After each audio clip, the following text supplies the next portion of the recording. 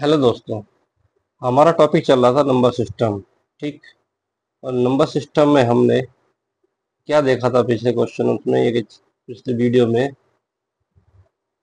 पद्धति number system का संख्या पद्धति हमने देखा था। इसमें कुछ बेसिक चीजें देखी थी संख्याओं के बारे में कि संख्या सम विषम क्या होती हैं, पूर्ण संख्या क्या होती है, परिमेय संख्या वगैरह क्या होती हैं। उनसे आगे आज हम थोड़ा सा बात करेंगे, उनसे आगे बढ़ेंगे। सबसे पहले बात करेंगे हम आज जो पॉइंट की बात कर रहे हैं, पॉइंट नंबर 1 होगा आपके पास में नंबर ऑफ जीरोस। किसी भी संख्या के अंत में जीरो की संख्या कितनी होगी। जैसे मैं एग्जाम्पल के तौर पर आपसे बात कहूँ मैं एक कि आपको कोई नंबर दिया है 125 इंटू 4 और आपसे पूछा जा रहा है कि इसमें अंत में जीरो की संख्या कितनी होगी। इसके के अंत में जीरो की संख्या क्या होगी। ठीक है, क्वेश्चन आपके साथ में ये है। तो आपको देखना क्या होता है, जब भी इस तरह क्वेश्चन आपको दिए जाते हैं तो हमें क्या देना होता है। जब भी आपके पास में 5 आएगा और एक 2 आएगा, ठीक, एक 5 आएगा उसके साथ में कितना 2 आएगा, तो इन दोनों अगर हम मल्टीप्लाई करते हैं तो बन जाता है 10। सीधी सी बात ही समझिए, अगर 5 की पावर आपके पास में 1 बनती है और 2 की पावर 1 बनती है तो इन दोनों मल्टीप्लाई करते हैं तो कितना जीरो आता है, 1 आता है। अगर इसी प्रकार में 5 की पावर 2 बना दें और 2 की पावर 2 बना दें, 5 में जब 25 और 4 हो जाएगा, ये हो जाएगा 100। कहने का मतलब ये है, अगर दोनों की पावर 2 है तो मल्टीप्लाई में कितना जाएगा, 100 हो जाएगा। कितने 2 जीरो हो जाएंगे लास्ट में। अगर पावर आप 3 कर देते हैं और पावर 3 यहाँ भी कर देते हैं तो आ जाएगा 1000। जीरो कितने आ जाएंगे, 3 आ जाएंगे। ठीक, बस आपको ध्यान क्या देना है, पावर्स का ध्यान देना है। 5 और 2 की पावर कितनी बनती है और दोनों में मैक्सिमम पावर में से कॉमन लेंगे, जो मिनिमम पावर होगी वो वही उसका आंसर कहलाएगी। जैसे एग्जाम्पल मैं आपसे कहूँ 125 गुणा 4 में कितने जीरो बनेंगे। अगर 125 की मैं बात करूं तो आपके पास में 125 के फैक्टर करें आप तो 125 के फैक्टर क्या बन जाएंगे, 5 इंटू 5 बन जाएगा। ठीक है, और 5 की पावर कितनी बन जाएगी, 3 बन जाएगी। अगर 4 की बात करें तो 4 के फैक्टर क्या होंगे, 2 इंटू 2 या 2 की पावर 2। अब इन दोनों में आपको ये देखना है मिनिमम पावर किसकी है, 3 या 2। तो मिनिमम की पावर कितनी है, 2। अगर 2 मिनिमम पावर है तो इसमें 2 ही जीरो होंगे, तो शून्य की संख्या कितनी हो जाएगी लास्ट में, 2 हो जाएगी।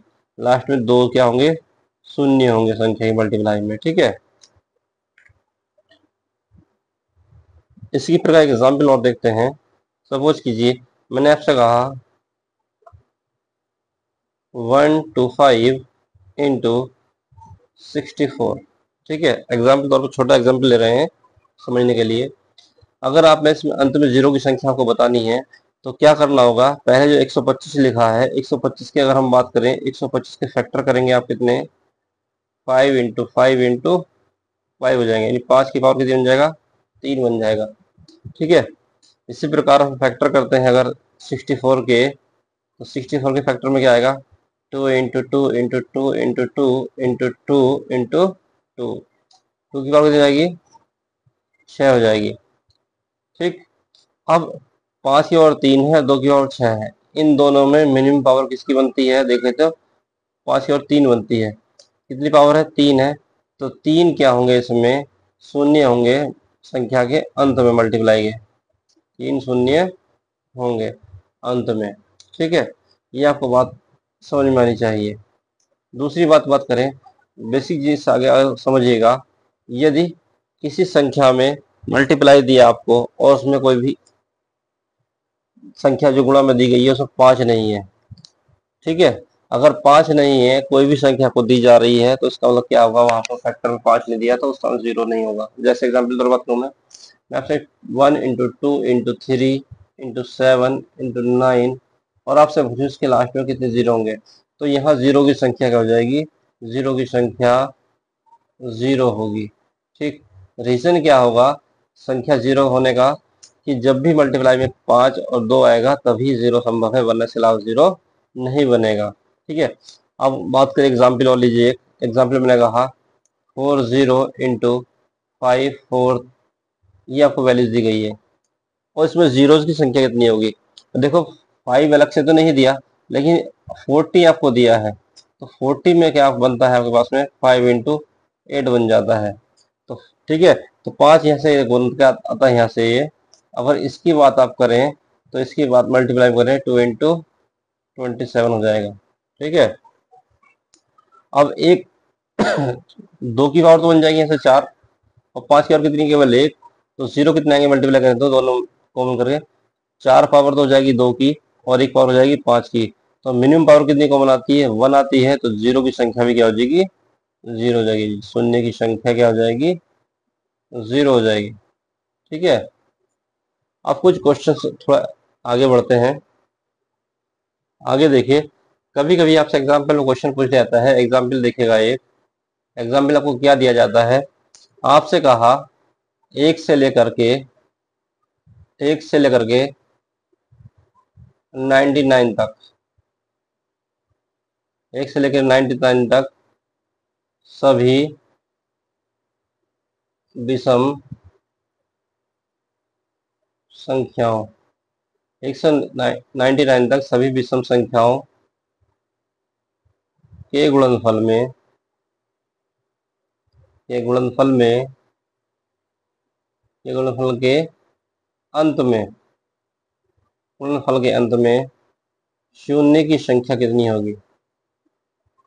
संख्या क्या होगी? तो देखिएगा, जब 1 से लेकर हम 99 तक की मल्टीप्लाई करेंगे, वो भी विषम नंबर की, 3 5 7 9 11 डॉट डॉट 99। ठीक है, तो यहाँ देखिएगा, यहाँ भी कहीं पर भी कोई सम नंबर नहीं है। और दूसरी बात, सम नंबर अगर नहीं है तो साथ में आपको 5 तो दिया है, लेकिन सम नंबर नहीं है। जब भी कोई भी सम नंबर आएगा तो 5 से मल्टीप्लाई करेंगे तो 0 बना देगा, 2 भी नहीं। जब केवल और केवल एक 5 है और दूसरा सम नंबर नहीं आता, तो वहां पे 0 की संख्या हो जाएगी, 0 हो जाएगी। तो 0 की संख्या क्या हो जाएगी? 0 की संख्या इजिकल टू 0 हो जाएगी। इस बात का ध्यान रखना, कभी कभी एग्जाम में उलझाने के लिए आपको क्वेश्चन दे दिया जाता है।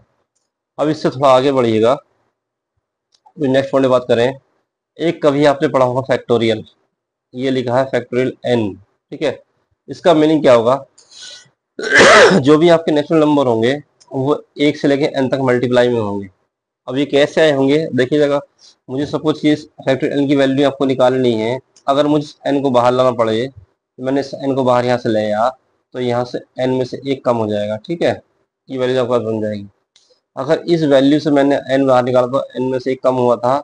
अब इस वैल्यू को और मुझे यहाँ से बाहर उठाना पड़ जाए n-1 को, तो उसमें से भी 1 कम हो जाएगा, तो फैक्टोरियल में क्या बचेगा? n-2 बचेगा। ठीक, आई बात समझ में?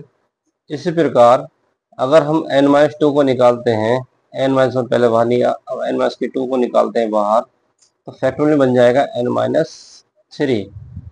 ठीक, इस प्रकार यहाँ से ये बात का बनती है, जो भी आप नंबर लिख रहे हो वो n तक मल्टीप्लाई तक लिख रहे हो। ठीक है, कहाँ से?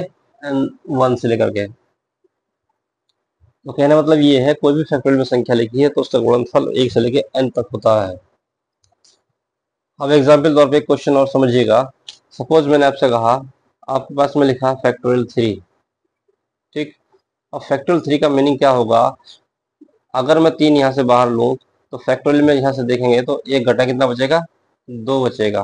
ठीक, अगर मैं फैक्टोरियल में से 2 को भी बाहर ले लूँ, तो 3 × 2 आ जाएगा, फैक्टोरियल में कितना बचेगा? 1 बचेगा। और सपोज कि यहाँ से 1 को भी आप बाहर ले लें, 3 × 2 × 1, फैक्टोरियल में क्या बचेगा? 0। और ये चीज नोट कर लीजिएगा, किसी भी फैक्टोरियल वैल्यू हमेशा कितनी होती है? 1 होती है। ठीक है, एक तो फैक्टोरियल का साइन आपके पास में ये होता है, और फैक्टोरियल साइन होता है ये आपको कहीं कहीं दे दिया जाएगा। ठीक है, फैक्टोरियल साइन में। इसी प्रकार शॉर्ट में ये चीज ना बता कर आपको ये समझना चाहिए। अगर मैं सपोज 5 फैक्टोरियल कहूँ आपसे, तो इसका मतलब क्या होगा? 1 × 2 × 3 × 4 × 5 होगा। बात वही लिखी है जो मैंने ऊपर लिखी है, बस ये चीजें डायरेक्ट लिखी गई हैं, वो वैल्यूज आपको पास में वो डिटेल में बताई मैंने आपको। ठीक है, जो संख्या आपको पास एन ब्रैकेट इसमें फैक्टोरियल में लिखी होगी, उसका मतलब 1 से लेकर वहां तक की गुणा आपको दी गई होगी। ठीक है, कोई भी चीज वैल्यू आपको फैक्टोरियल से बाहर निकालनी है, तो उसमें से आपको करना पड़ेगा, उस वैल्यू से घटाना पड़ता है। अब आपको क्योंकि ये जीरो की बात कर रहे हैं हम, तो सपोज कीजिए मैंने आपसे पूछा मेरे पास एक 5 फैक्टोरियल है, तो इसमें जीरो की संख्या कितनी होगी। अब फैक्टोरियल मतलब है 1 से लेकर 5 तक की संख्या गुणा की बात कर रहे हैं हम। अगर इन सबकी 5 मल्टीप्लाई कर दो, 5 पंजे 2 पंजे 10 बनता है केवल। लेकिन अगर कोई लंबी संख्या को गुणा में दे दी जाए तो उस कैसे निकालोगे। ये कोई बड़ा नंबर आपको फैक्टोरियल दे दिया तो उसकी वैल्यू कैसे निकालेंगे। तो करना क्या होगा, जो वैल्यू आपको फैक्टोरियल में लिखी है, कितनी लिखी है, सपोज 5 है, तो जो वैल्यू आपको फैक्टोरियल में दी गई है उस वैल्यू को 5 से बाहर डिप करेंगे आप। कितनी बार घटेगा, यहाँ से एक बार घटेगा। तो इसका मतलब क्या होगा, वहां जीरो की संख्या कितनी हो जाएगी, 1 हो जाएगी। ठीक है, यही वैल्यू अगर फैक्टोरियल में कितना लिख दूं, 10 लिख दूं, और 10 में कितने जीरो होंगे ये पता कर फैक्टोरियल में, तो 10 वाली वैल्यू को किससे भाग करेंगे, 5 से भाग करेंगे। कितना आएगा, 5 दूनी 10। तो कितने जीरो हो जाएंगे, इसमें 2 जीरो हो जाएंगे। यही बात करें हम अगर यहाँ से 50 की, फैक्टोरियल 50 में कितने जीरो होंगे, तो फैक्टोरियल जीरो के 50 को हम किससे भाग करेंगे, 5 से। कितनी बार घटेगा ये, 10 बार घटेगा। अब चूंकि 10 जीरो तो एक होने हैं इसमें। अब चूंकि ये वैल्यू अगर 5 से बड़ी आ रही है तो फिर आप दोबारा डिवाइड करेंगे। जब 5 से डिवाइड किया कितना 10 आया था, एक तो 10 जीरो इसमें एक होंगे, और इस बची हुई वैल्यू जो आ रही है 5 से फिर काटे कितना आएगा, 2 आएगा। जब वैल्यू 5 से छोटी जाएगी उसमें वहीं छोड़ देंगे और 2 जीरो आएगा, निकल का ये 10 दो कितने बार, 12 जीरो हो गए। इसी प्रकार सपोज कीजिए मैं आपसे कहूँ 100 में कितने जीरो होंगे फैक्टोरियल में। अगर मैं 100 फैक्टोरियल की बात करूँ, इसमें कितने जीरो होंगे, तो जीरो के निकाले क्या करेंगे आप, 100 को इससे भाग करेंगे आप, पहले करेंगे 5 से भाग। ये कटेगा कितने बार में, 20 बार। मतलब 20 जीरो तो आपके पास में एक होने वाले हैं। ठीक, दोबारा से फिर 5 से भाग करेंगे, 5 चौका 20। ठीक है, अब चूंकि 4 मेरे पास में ये छोटा नंबर आ चुका है तो हम इसे आगे डिवाइड नहीं करेंगे। 20 जीरो आपके पास में एक बने हैं और 4 जीरो एक बने हैं, तो टोटल कितने जीरो हो गए, टोटल 20 प्लस 4 इजिकल टू हो गया आपस में 24 जीरो। ठीक, 24 चिन्हों की संख्या क्या होगी, संख्या के लास्ट में होगी। इस बात का आप ध्यान रखेंगे। तो जीरो से संख्या कितनी है आपके पास में, फैक्टोरियल 100 के 24 आ गई है। इसी प्रकार कोई सा भी आपको बड़ा से बड़ा नंबर दिया जा रहा है तो आप इस तरह फैक्टोरियल में सॉल्व कर लेंगे। ठीक, अब किसी किसी के दिमाग में ये बात आ रही होगी कि जो मैंने संख्या लिखी है फैक्टोरियल में जिसके लास्ट में जीरो था वही लिखी है और डिवीजन हो रही है 5 से। सपोज कीजिए कोई मैंने एक नंबर आपको लेके दे दिया, यहाँ से मेरे पास में 36 में आप लिख देता हूँ, 36 आपको दिया गया है। ठीक है, अब ये 36 में और लिखा है किसमें, फैक्टोरियल में, और आपसे पूछा जा रहा है कि इसमें नंबर ऑफ जीरोस कितने होंगे अंत में। तो इसका मतलब क्या होगा, 1 गुणा 2 गुणा 3 गुणा डॉट डॉट आप लिखेंगे कहाँ तक, इसे 36 तक। एक तरीका तो या फिर 6 तक मल्टीप्लाई कर लो 36 तक, लेकिन गुणा करना इतना आसान नहीं है, सबकी मल्टीप्लाई करेंगे आप। तो उससे आसान तरीका वही है कि आप फैक्टोरियल में सॉल्व करके देखेंगे। ठीक है, अगर आपको 36 फैक्टोरियल में दिया है तो 36 वैल्यू को आप किससे डिवाइड करना है, 5 से। 5 सत्ते 35, तो 7 जीरो तो आपके पास में एक आ गए, इस 7 जीरो तो एक निकल गए।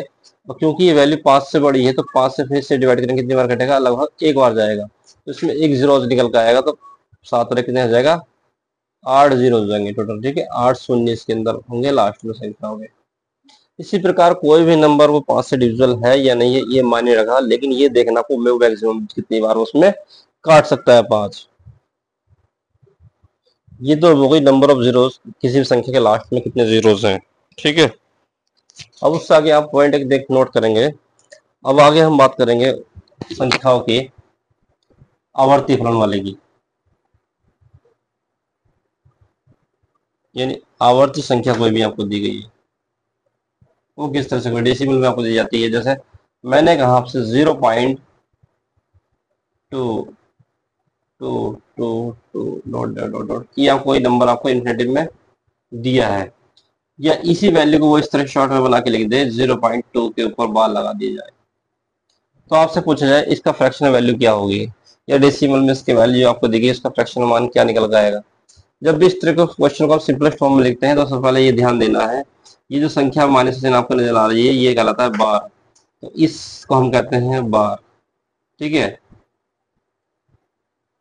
अब करना क्या होगा आपको इस तरह के सवाल में, जब भी इस तरह सवाल आपको दिया जाए तो एक एग्जाम्पल समझिएगा। जैसे मैंने कहा 0.2 के ऊपर आपने लगाया बार, इसको आपको करना फ्रैक्शन चाहिए सिंपलेस्ट फॉर्म में।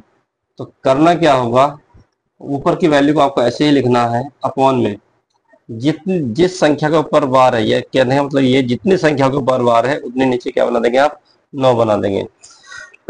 बार कितने के ऊपर, एक संख्या के ऊपर बार है तो ये नीचे कितना बन जाएगा, एक ही 9 बन जाएगा। ठीक, ये आपका आंसर हो जाएगा। दूसरा पॉइंट इसी का समझिएगा, अगर मैं आपसे कहूँ 0.33 या 0.3, मैंने 33 कह दिया और 0.33 के ऊपर लगा दिया मैंने बार, क्योंकि आपके दो संख्या के ऊपर बार है तो ऊपर वाली संख्या आप ऐसे लिखेंगे, और कितनी संख्या ऊपर बार है, दो के, तो दो 9 नीचे बना देंगे। अब ये सिंपलेस्ट फॉर्म में काट सकते हैं, आप काट जाए तो एक बार कटेगा, तीनों कटेगा, आंसर आ जाएगा 1/3। ठीक है, वो आपके ऊपर डिपेंड करता है आप सिंपलेस्ट फॉर्म में लिख रहे हो या नहीं लिख रहे हो, ये डिपेंड करेगा क्वेश्चन के ऑप्शंस पे। नेक्स्ट पॉइंट देखिए, अगर यही वैल्यूज को मैं इस तरह से लिख दूं 0.132 और तीनों को ऊपर बार लगा दी जाए, तो इसका भी मतलब यही है, ऊपर की वैल्यू को आपको सेम ऐसे ही लिखना है, जितनी संख्या के ऊपर बार था 1 2 3, तो 3 नीचे क्या बना देंगे, आपको 0 बना देने, सॉरी 9 बना देने हैं। ठीक, तो ये इसका पॉइंट वाली वैल्यूज का हो गया। इससे अगर आपको एक चीज और देखिए, दूसरा पॉइंट समझिएगा, अगर आपका एग्जाम्पल तौर पे आपके बार को थोड़ा चेंज कर दे, 0.132 लिखा, ठीक, और आपको केवल लास्ट में बार लगा के दिया, लास्ट की दो संख्याओं, तो इस वाली वैल्यूज को आप कैसे सॉल्व करेंगे? तो आपको करना क्या होगा, जो वैल्यूज आपको दी गई है वो तो आप ऐसे कैसे लिख लीजिएगा। ठीक, अब कहते हैं जिस संख्या के ऊपर बार नहीं था उस संख्या को आपको यहाँ से माइनस कर देना है, जैसे 1 के ऊपर बार था, 1 मैंने यहाँ से कर दिया माइनस, और क्योंकि रूल क्या कहता है, जितने ऊपर बार उतने नीचे क्या बनाएंगे, आप 9 बनाएंगे। अब बार ही मेरे पास दो संख्या के ऊपर था तो मैंने दो नीचे क्या बना दिए, 9 बना दिए। दूसरी बात, जितनी संख्याओं के ऊपर बार नहीं है, पॉइंट्स बाद में देख रहे हैं कितने के ऊपर, एक के ऊपर बार नहीं है, तो उतने आप नीचे क्या बना देंगे, 0 बना देंगे। अब इसी को सॉल्व कर लेंगे, आपका यही आंसर हो जाएगा। जैसे 131 में से एक गया, 131 जगह 32 घटाएंगे तो, और ये 990 हो जाएगा। ठीक है, कहने मतलब ये है पॉइंट के बाद जिस संख्या पर बार नहीं, वो संख्या को आप घटा लेंगे। ठीक है, एग्जाम्पल और समझिए, सपोज कीजिए मैं आपसे कहूं 0.1232323 डॉट डॉट डॉट आपको दे दिया, आपके बार आपको लगा के नहीं दिया, आपको बार को आपको खुद समझना कि बार हो इसमें होगा कहाँ। ठीक है, अब देखो यहाँ से अगर मैं 0 पॉइंट की जस्ट बात चलता हूँ, तो 1 आपको दिया है, 2 दिया है, 3 दिया है, फिर आगे 2 2 3 दिया, 2 3 दिया है, लेकिन ध्यान देना यहाँ 1 रिपीट नहीं हुआ, रिपीट क्या हो रहा है, केवल 2 3 रिपीट हो रहा है। ठीक है, इसका मतलब ये होगा, जो वैल्यूज आपको दी गई है कि इस वैल्यू को आप इस तरह से लिखते हैं, 0.123 के ऊपर लगा देंगे आप बार। ठीक है, अब इसे सिंपलेस्ट फॉर्म में अगर आप लिखें, ऊपर वाली वैल्यूज को आपको लिखना है ऐसे ही, और जिसके ऊपर बार नहीं था उसे कर देंगे माइनस, अपॉन में जिन संख्याओं के ऊपर बार था उतने नीचे बनाएंगे 9, और जिनके ऊपर बार नहीं था उतने बनाएंगे इसे जीरोस। ठीक, अब इसे घटाते हैं तो एक बन जाएगा 122 अपॉन में 990। अब सिंपलेस्ट फॉर्म में आप लिखना चाहते इसे लिख सकते हैं। इसी के ऊपर एक दो एग्जाम्पल्स और देखने हैं, थोड़ा इस पे आधारित क्वेश्चन देखिए जिसमें पॉइंट से पहले कुछ नंबर्स आपको दिए जाए। एग्जाम्पल तौर पे मैं कहूँ, सपोज कीजिए आपको दिया है 2.634, ये वैल्यूज आपको दी गई है। ठीक है, और बार केवल आपको दिया है केवल 4 के बाद, तो आप करना क्या है, जो पॉइंट से पहली वाली वैल्यू है आप इसे प्लस में करके लिख लेंगे इस तरह से, 2 + 634, इसको ऊपर लगा देंगे आप बार। ठीक है, इस टूल्स को आपको कुछ नहीं करना है, इस बार वाली संख्या है केवल इसी को सॉल्व करना है। तो ये बन जाएगा 2 + 634 माइनस, जिस संख्या पर बार नहीं उसे घटा देंगे, 63 के ऊपर बार नहीं है तो 63 आपने ऐसे कर दिया माइनस, अपॉन में जिन संख्या का ऊपर बार था कितने, एक के ऊपर, तो एक नीचे बनेगा 9, कितने के ऊपर बार नहीं है, 2 के ऊपर, तो 2 बन जाएंगे यहाँ पे 0। अब इनको सॉल्व करेंगे, 2 + जो इस वैल्यू से आपको घटाना है, तो 4 में से 3 का 1 बचेगा, और 13 6 गया 7 बचेगा, और ये होगा 571 अपॉन में 900। अब इनका सिंपल फॉर्म लिखे तो 2 सही 571 अपॉन में 900 ही आपके पास में हो जाएगा। इस तरह से प्लस वाली वैल्यू या माइनस वाली वैल्यू की दी जाए तो उससे सॉल्व आप कर लेंगे। ठीक, उम्मीद है क्वेश्चन आपको ये समझ में आ रहे होंगे। एक पॉइंट और देखिएगा, क्वेश्चन आपको क्या दिया है ये समझने की कोशिश करेंगे। आपको एक एग्जाम्पल दिया उसने यदि 0.1111 डैश डैश डैश, ये वैल्यू आपको दी इसने 1/9, ठीक है। इस वैल्यू को आपको मान दिया है 0.11 डैश डैश, तो टोटल दे दिया 1/9। तो और आपसे कह रहा है वो 0.4444 डॉट डॉट डॉट, इसकी वैल्यूज क्या होगी, इन्फिनिटी तक वैल्यू से दे दिया, तो इसका मान क्या होगा। देखो ये वैल्यूज आपको केवल समझाने के लिए दी है उसने, ठीक है। इसका यूज इसके अंदर नहीं करना, लेकिन समझने के लिए दी वैल्यू आई कैसे, तो वही वैल्यू को इसमें निकालनी है। ये 4 से मल्टीप्लाई निकाल दो, सिंपल सा क्वेश्चन है, एक लाइन का ही सवाल है वैसे तो ध्यान से देखो। तो 0.4444 आपको इसने दे दिया है टोटल, ठीक है, डॉट डॉट डॉट इन्फिनिटी। अब चाहो तो आप इस तरह से लिख लोगे, इसे 0.4 के ऊपर बार लगा देंगे। अब ये चीज मैंने आपको पीछे बताई है, जितने के ऊपर बार है उतने नीचे क्या बना देंगे आप, 9 बना देंगे, तो आंसर कितना आ जाएगा, 4/9। आसान सा सवाल था, ठीक है। एक सवाल और देखिएगा। सपोज कीजिए एक सवाल आपको दिया है 0.11 के ऊपर मैंने बार लगा दिया, प्लस 0.222 लगा दिए, 22 के ऊपर बार लगाया, इंटू में लिख दिया आपने 3, और इसकी वैल्यू आपसे पूछी जा रही है, इसका मान कितना होगा लगभग, ठीक है। तो आप किस तरह से सॉल्व करेंगे इसे, ये देखेंगे। जो वैल्यूज आपको दी गई है 11, उसे लिखिएगा, क्योंकि बार क्या है, दो नंबर के ऊपर, तो नीचे कितने बन जाएंगे, 2 9 बन जाएंगे, क्लियर है। प्लस आगे क्या दिया है 22, और 22 को दोनों के ऊपर बार है तो नीचे बन जाएगा 999। अब 11 से काट सकते, 11 कम 11, 11 99, और 11 दूनी 22, 11 99, इंटू में आपको पहले से दिया था कितना, 3, और वैल्यूज आपके पास जो बन के आ रही है 119/9 इंटू 3।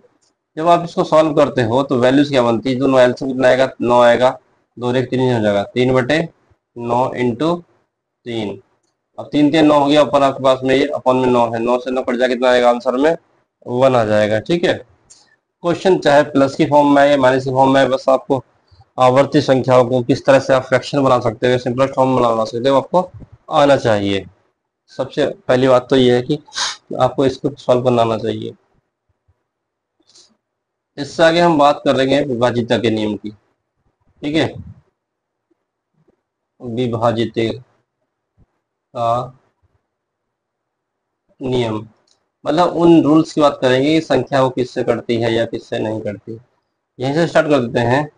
सपोज कीजिए अगर मुझे 2 से डिजिटल संख्या चाहिए, 2 से विभाज्य संख्या बात कर रहा हूं मैं, 2 से विभाज्य संख्या, तो ध्यान देना जो भी नंबर आपको दिया गया वो सम होना चाहिए, ठीक है। और सम की पहचान मैंने आपको कल ही बताई थी, जिस संख्या के लास्ट में 0 2 4 6 8 ये कुछ भी नजर आता है उस संख्या के अंत में, तो वो क्या हो जाएगी, सम हो जाएगी, ठीक है। और सम संख्या किससे कटती है, हमेशा 2 से कटती है। दूसरी वैल्यूज, दूसरा माने 3 से विभाज्य, 3 से विभाज्य करूं, कोई भी नंबर आपको दिया जाए, ठीक है, संख्या के संख्या के अंकों का योग, संख्या के अंकों का योग 3 से विभाज्य हो, 3 से विभाज्य हो, ठीक है। तो एग्जाम्पल तौर पे आपसे कहूं मैं, सपोज कि 2 5 3 1, अब आपसे पूछा जा रहा है ये क्या 3 से विभाज्य है या नहीं है, तो आपको करना क्या होगा, इनके अंकों को जोड़ना होगा। जैसे 5 और 2 7 और 3 10 और 1 11, तो ये किससे विभाज्य है, नहीं है, 3 से विभाज्य नहीं है, क्योंकि अंकों का योग कितना है, 11 हुआ। अगर सपोज कीजिए यही वैल्यूज आपको कितनी हो जाती, अंकों डिविजल बन जाती, जैसे 3 2 5 और 3,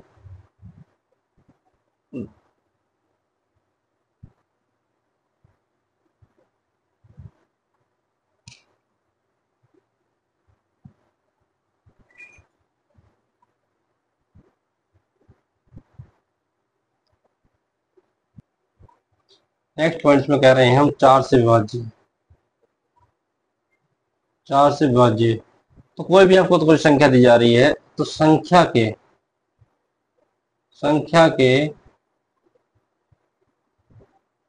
अंतिम दो अंक, विषम संख्या में, सॉरी, चार से विभाज्य में क्या बात कर रहे हैं, संख्या के अंतिम दो अंक या अंकों से वनी संख्या जो है, वनी संख्या चार से विभाज्य होनी चाहिए। ठीक है, कहना मतलब एग्जाम्पल पे ये है, सपोज कीजिए मैंने कहा 2542, क्या ये चार से विभाज्य है, तो आपको करना है कि लास्ट वाला नंबर कितना है, 42 जैसे लिखा है इसमें, तो आपको इसी को चेक करना है चार से डिविजिबल है या नहीं है। जिसमें चार से डिवाइड करो इसे, तो चार ही कम चार, बचेगा दो, तो ये डिविजिबल नहीं है, तो ये क्या हो गई, विभाज्य नहीं होगी। इसके अलावा दूसरा एग्जाम्पल की बात करें, 2432, ये हो गया। लास्ट में कितना है, 32 है, ये 32 चार से पूरा पूरा कट जाता है, चार अट्ठे 32, इसलिए ये क्या होगी, विभाज्य संख्या होगी चार से। ठीक है, और दूसरी बात नेक्स्ट पार्ट करेंगे, नेक्स्ट पांच है, पांच से विभाज्य की। ठीक है, तो इसके लिए क्या करना होगा, पांच विभाज्य के लिए संख्या के अंत में 5,0, या तो 5,0 5 होगा या 0 होगा, होना चाहिए। किसी संख्या के लास्ट में 5 या 0 दिया है तो इसका मतलब क्या होगा, वो संख्या 5 से डिविजिबल जरूर होगी। नेक्स्ट पॉइंट की बात करेंगे, 6 से विभाज्य की। ठीक है, अगर 6 से विभाज्य है तो 6 के फैक्टर हम करते हैं 2 इंटू 3। इसमें दो रूल अप्लाई होंगे, एक तो सम संख्या का होगा, जो भी संख्या आपको दी गई होगी 2 से डिविजिबल होनी चाहिए, यानी सम संख्या होनी चाहिए। दूसरी बात, जो संख्या आपको दी गई है उसके अंकों का योग 3 से डिविजिबल अवश्य होना चाहिए। ठीक है, तभी संख्या क्या होगी, वो 6 से विभाज्य होगी। नेक्स्ट पॉइंट देखिए, 7 से विभाज्य का नियम, 7 से विभाज्य। ठीक है, कोई भी आपको कोई संख्या दी जा रही है और उसमें 7 से विभाज्य है या नहीं पता करना है आपको, तो आपको करना क्या होगा, जो संख्या को दी जा रही है उसके लास्ट के अंक का दुगना। ठीक है, ध्यान समझना, जो संख्या आपको दी जा रही है, संख्या के अंतिम अंक का दोगुना शेष संख्या से, शेष संख्या से घटाने पर प्राप्त संख्या 7 से विभाज्य हो। ठीक है, अगर जो आपको संख्या दी जा रही है उसके हम अंतिम अंक का दो गुना, ठीक, शेष संख्या बची से घटा रहे हैं, अगर वो 7 से डिविजिबल आता है तो इसका मतलब क्या होगा, संख्या 7 से विभाज्य होगी, वरना नहीं होगी। जैसे मैं एग्जाम्पल तौर पर संख्या करूँ, मैंने एग्जाम्पल में 6 से 51 लिया। ठीक है, अब इसमें क्या देख रहे हैं, 6 से 51, लास्ट वाला मेरे पास कितना है, 1। अब 1 का मैंने कितना, दो गुना किया, ठीक, कितना आया, 2। अब शेष संख्या आपके पास में क्या बचा रही थी, 65 बच रही थी। अब 65 में से अगर मैं यहाँ से 2 से माइनस करूँ तो कितना हो जाएगा, 63। क्या 63 7 से डिविजिबल है, 7 9 63, सीधी सी बात है, हाँ तो डिविजिबल है।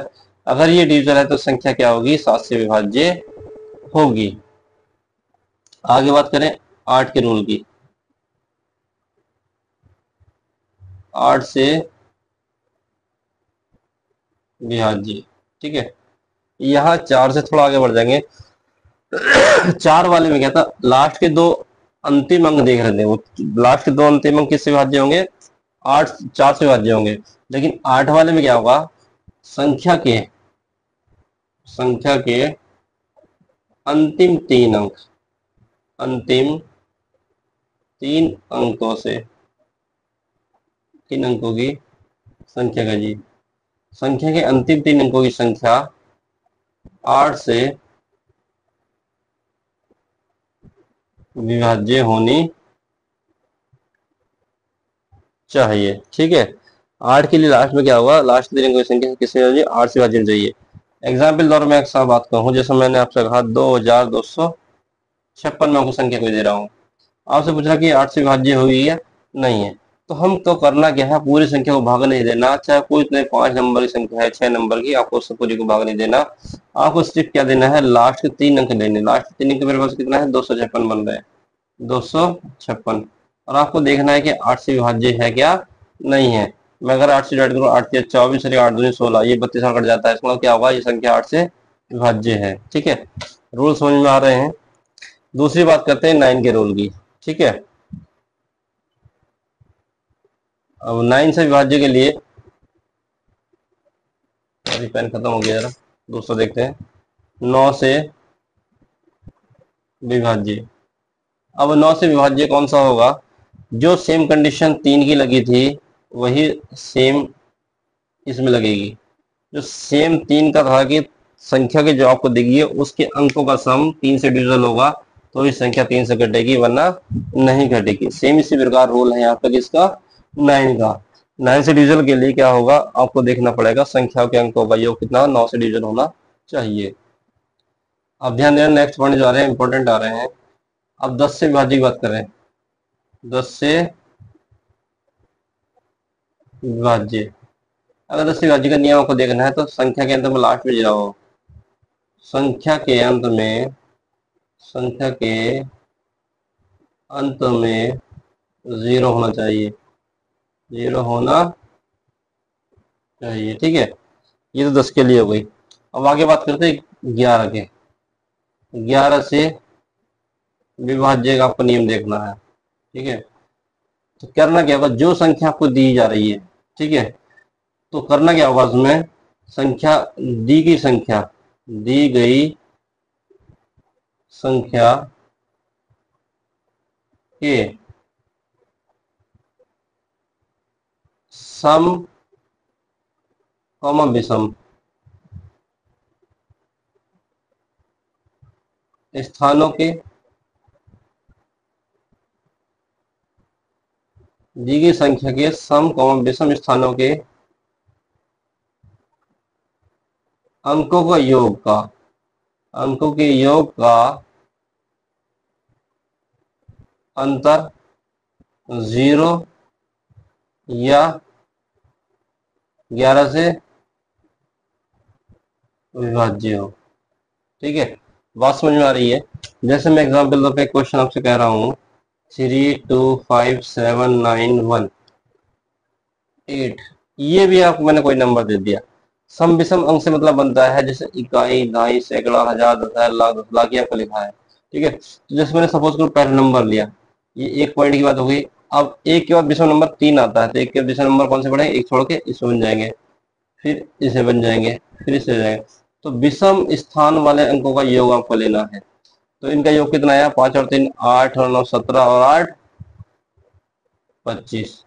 एक तो आ गया ये, और ऊपर की वैल्यू आप देखते हैं दूसरी को, 2 7 9, 9 और 1 10, 10, इनका डिफरेंस कितना है पास में 15।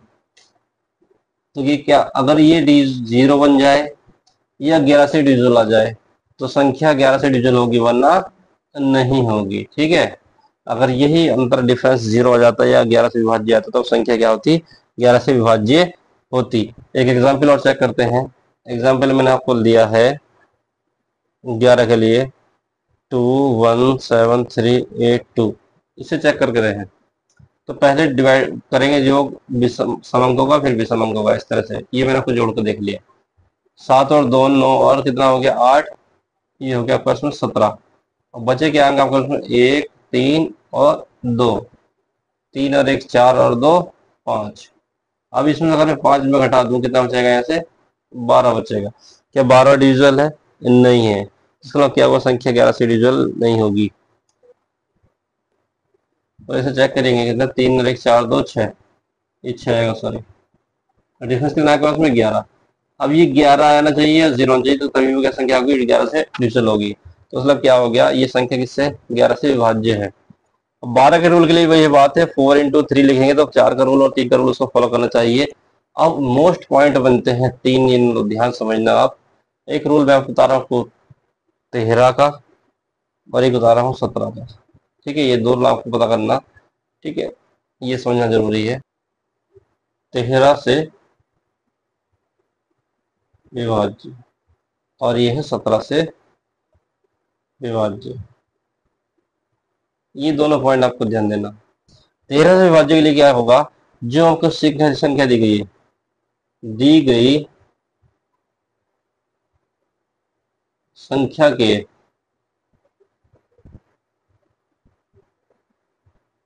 अंतिम अंक, अंतिम अंक का 4 गुना। ठीक, 4 गुना शेष संख्या से, शेष संख्या से घटाने पर प्राप्त संख्या 13 से विभाज्य होनी चाहिए। ठीक है, समझ में आ रहा है? क्या मैंने कहा, जो संख्या आपको दी जा रही है उस संख्या के अंतिम अंक का 4 गुना, जो शेष संख्या बच रही है उससे घटा रहे हैं, तो जो बच रहा है वो किससे डिविजन होना चाहिए, 13 से डिविजन होना चाहिए। जैसे मैं इसका एग्जाम्पल की बात करूँ, मैं 1326 की बात कर रहा हूँ। अब कितना दिया, 1326। इसको चेक करना है, तो इसका अंतिम कितना अंक है आपके पास में, 6 है। ठीक है, इस अंतिम अंक 6 का मैं 4 गुना करता हूँ, 6 कितना आया, 24 आया। ठीक है, इस 24 को आपको घटाना है, शेष अंक कितने हैं, 132। अगर मैं इसमें से घटा देता हूँ 24, तो 12, ये कितना बचेगा, 12 में 4 गया 8, 2 में 2 गया 0, 108। ठीक है, तो कितना बन जाएगा, 108 बन गया। अब ये आपको पता करना है 13 से डिविजन होगी या नहीं होगी। और इसमें ध्यान देना, घटाना नहीं, जोड़ना है आपको, जोड़ना। ठीक है, लास्ट वाले अंक का 4 गुना शेष संख्या में आप जोड़ के देखेंगे। 4 तो कितना, 6 हो जाएगा, 3 तो 5 हो जाएगा, और 1, क्या 156 13 से कटता है क्या? अब 13 से हम डिवाइड करें, 13 कम 13 26, ये बराबर कट जाता है। तो 13 से विभाज्य के लिए ध्यान देना, पीछे हमें मिस्टेक हो गई थी, ध्यान देना।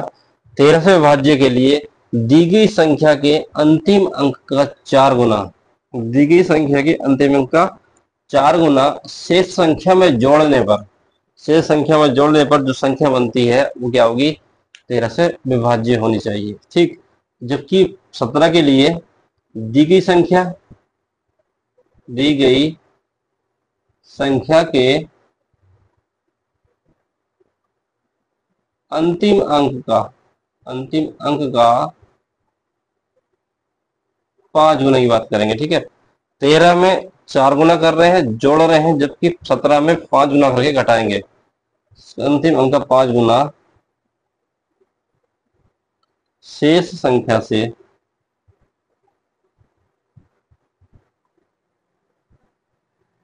घटाने पर बनी संख्या